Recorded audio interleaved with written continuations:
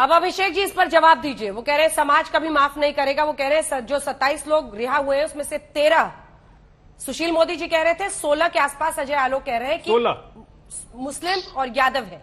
वो सीधा ये कह रहे हैं कि आप वोट बैंक की पॉलिटिक्स कर रहे हैं, वोट बैंक की पॉलिटिक्स कर रहे हैं। लिस्ट दिखाइए, लिस्ट में क्या क्या है। आरोप लगाना तो उनका काम है, लिस्ट हर किसी के पास है। मैं नाम पढ़ देता हूँ।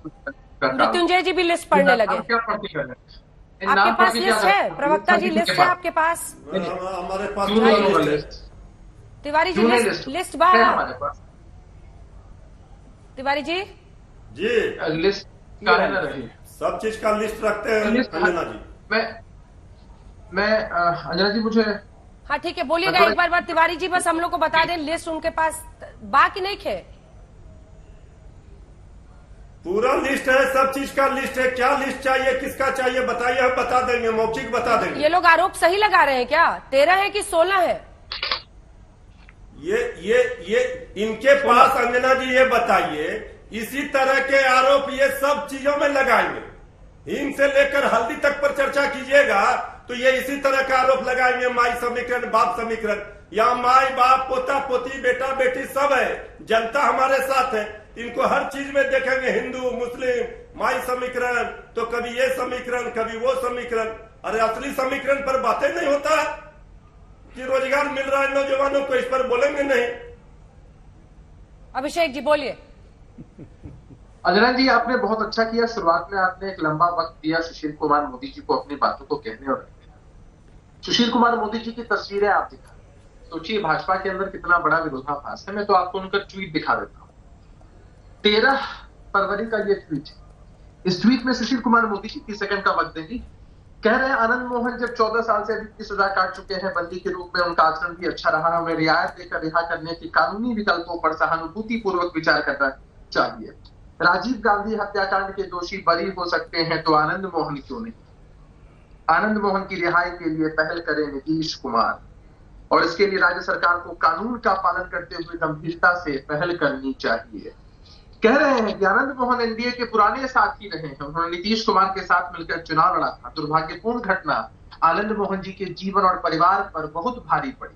ये संवेदना आप समझ रही है ना? संवेदना, एक तरफ कहा जा रहा है कि आनंद मोहन जी हत्यारे और दूसरी तरफ कहा जा रहा है कि उनके जीवन और परिवार पर बहुत भारी पड़ा, ऐसे जैसे आनंद मोहन जी खुद ही एक बहुत बड़े पीड़ित हों। उन्हें मुक्ति मिलनी चाहिए ताकि वे सार्वजनिक जीवन में योगदान कर सकें। हत्याकांड में अंजना जी सबसे अंतिम में मैं दिखाना चाहता हूं अपने दर्शकों को, आप दिखलाइए ये टैगलाइन। सुशील कुमार मोदी जी का पोस्ट है कि हत्याकांड में उनकी कोई भूमिका नहीं थी। हत्याकांड में सबसे नीचे मैं दिखाता हूं, हत्याकांड में उनकी कोई भूमिका नहीं। 13 फरवरी का ये ट्वीट होता है और किस बेबाकी के साथ सुशील कुमार मोदी जी हो, भाजपा के अन्य नेता हो, अपनी बातों को कहते हैं। हमारी सरकार बायस नहीं है। हमने आम और खास का फर्क मिटाया है कि हत्या हत्या होती, एक दलित समाज से आने वाले व्यक्ति की हत्या हो या फिर वो सरकारी मुलाजिम हो तब हत्या हो, हत्या में जो दंड का प्रावधान है वो सेम होना चाहिए। इस निर्णय पर हमारी सरकार पहुंची। आपत्ति अगर आपको है तो आप चलिए सुप्रीम कोर्ट। और बिल्किस बानो के बलात्कारियों, सुशील कुमार मोदी जी कह रहे थे कि हीनियस क्राइम में तो सजा बढ़नी चाहिए। कंपेयर कर रहे थे आनंद मोहन जी के क्राइम को, जिसके बारे में सुशील कुमार मोदी जी खुद कह रहे हैं कि हत्याकांड में उनकी कोई भूमिका नहीं, उसको कंपेयर कर रहे हैं वो बलात्कार से। तो बिल्किस बानो जैसी बहन के बलात्कारियों को आपने इस बेबाकी के साथ आजाद कर दिया।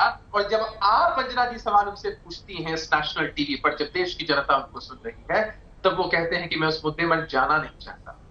आप जरा सोचिए ना कि ये लोग ऐसे लोग हैं जो राजनीतिक गिद्धों की तरह है, जिनकी सबसे बड़ी प्राथमिकता है कि अगर किसी की मृत्यु होती है, हत्या होती है, बलात्कार होता है, तो इस एंगल को तलाशना है कि कहां जाकर राजनीतिक लाभ किया जा सकता। आनंद मोहन जी का पॉलिटिकल करियर पहले भी रहा, वो हम बिहार के वरिष्ठ नेताओं के पॉलिटिकल साथी भी रहे। आने वाले समय में वो क्या करेंगे नहीं करेंगे, इस बात का निर्णय उनको लेना है। अगर हमारी पार्टी, हमारा गठबंधन ये सोचकर बैठे कि अमुक वोट बैंक को साधना है तो ये बीजेपी मुगालते में रह सकती है, हम जरा भी मुगालते में नहीं। हमारे नेता की एक ही सोच है कि हम वोटों की चिंता करते हैं, वोटों की चिंता नहीं करते। और लंबे समय से नीतीश कुमार जी ने इस बात को साबित किया है। नीतीश कुमार जी ने क्राइम के साथ कब कॉम्प्रोमाइज किया है? ये नीतीश कुमार जी का बिहार।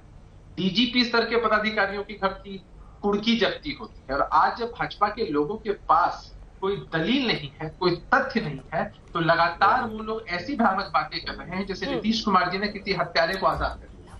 तो एक ही साथ दो बातें कैसे हो सकती हैं सुशील कुमार मोदी जी की? ठीक है।